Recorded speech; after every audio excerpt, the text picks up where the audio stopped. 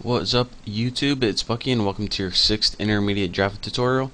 And in this tutorial we're going to be going over something called linked list. Now what a linked list is it's pretty much the same as a list. It actually inherits from the interface list, but it also has some other methods of its own.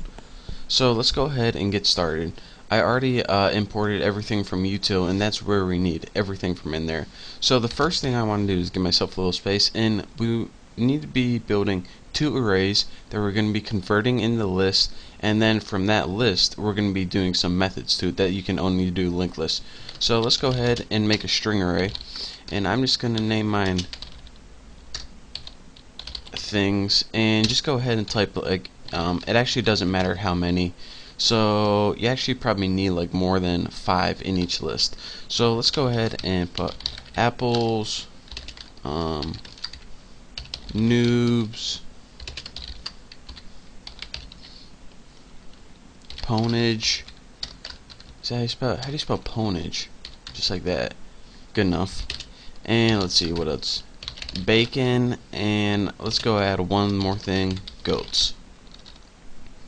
Oh well, we can capitalize it if we want to. No biggie.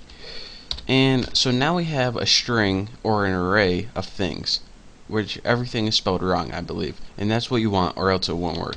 So next, go ahead and make a list, and we're obviously putting string data into it, and just name it list1, and set this equal to a new linked list, and this is of course string data 2, and don't forget your parentheses at the end.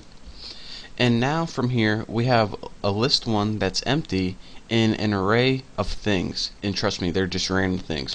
So now let's go ahead and make an enhanced for loop, string x, and we're going to be using the array strings, and what we want to do is take list1 and add each item of the array, which is temporarily x, in the list1. So what this does right here is pretty much populates list1 with the thing in strings. So now list1 and the array things are identical. So let's go ahead and make another list just so I can show you guys how to combine them. So string and make things 2 and set this one equal to, come on cursor, get over there, get it, there you go, sausage, and you actually need to type these things or else the program won't work. Bacon, I know it's weird, your compiler knows. We can use goats again, but this time we'll spell it right. And again, since this is a list, it doesn't matter if you have duplicates or not. And I forgot to check my timer, so I have no idea how far into this tutorial I am. And of course you can't see. That's pretty cool. Maybe if I click on tools. No, oh well, I'll mess with it later.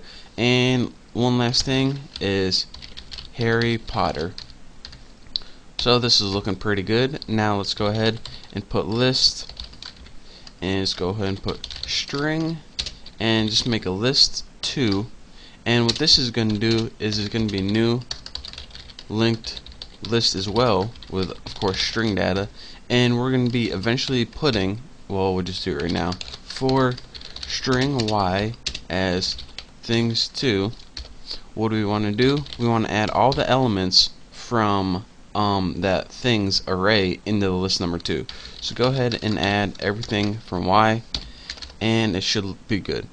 So things 2, list 2, add y. We'll figure out if we did something wrong later. I don't feel like checking it right now. So now what we want to do is take a list 1 and add all, not add or all, a list number 2, and what add all is a built-in method. It takes everything from this list as its parameter and adds it to the list. So now list number 2 is the same still, but list number 1 is now combined of all these things right here, since we added everything to it. So now we don't really need list number 2, so we can take list number 2 and set it equal to null just to free up some of our memory. And don't forget, list number 2 equals null, and good. So now what we're going to be doing in this tutorial is we're going to be building, let's see, 3 methods. Print me, which is going to take a parameter of list1. We're going to do remove stuff, which is going to take a parameter of list1 and 2 locations, so 2 to 5. And what this method is going to do And again, we're going to be building these, so you're going to get an error right now. What this is going to do is it's going to remove the stuff in list 1 from 2 to 4. Yeah, I know I have a 5, but 2 to 4 because, you know, it starts at 0, and you know how that is. And let's go ahead and print that out. Print me, and print list 1 again. Could just copy it and paste. Oh, why didn't I? And now the last one, reverse me, is just going to take everything in your list number 1 and reverse it. So again, we're going to be building all of these in the next tutorial. Again, can't get done in this tutorial. First it's going to print out your list, then it's going to take stuff out from it and print it again just to show you that it did. And this reverse me is pretty much just going to reverse everything and just print it out. So that's why we don't need to print me after that. So thank you guys for watching this tutorial. In the next tutorial we'll be getting to the good stuff, building all of our custom methods with you're going to be learning all new methods that are in the linked list class. So thank you guys for watching. Don't forget to subscribe, and I'll see you next tutorial.